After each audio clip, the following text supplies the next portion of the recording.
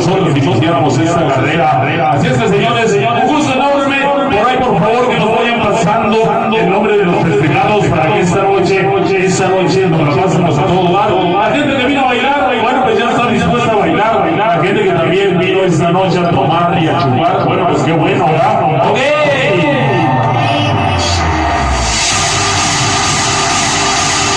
Pero antes que nada, quisiera que me regalaran un grito. A ver, ¿dónde está la gente? La gente de San Juan Evangelista. A ver, a la de tres, un grito.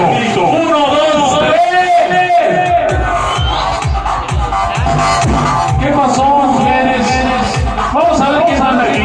Miren, ¿dónde está compadre?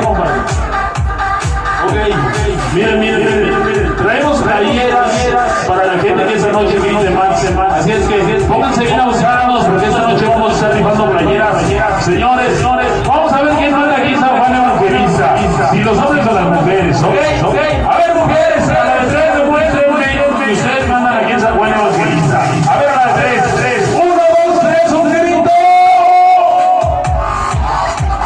No hay mujeres aquí en San Juan Evangelista, no puede ser. A ver, hombres, a la de tres, un chelido. 1, 2, 3. Tampoco.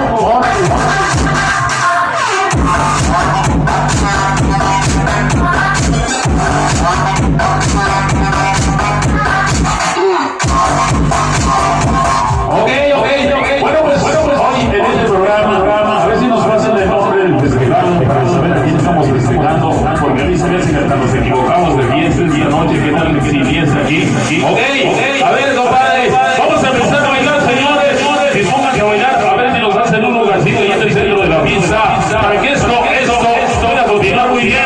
Seguimos hoy adelante, bienvenidos. Buenas noches.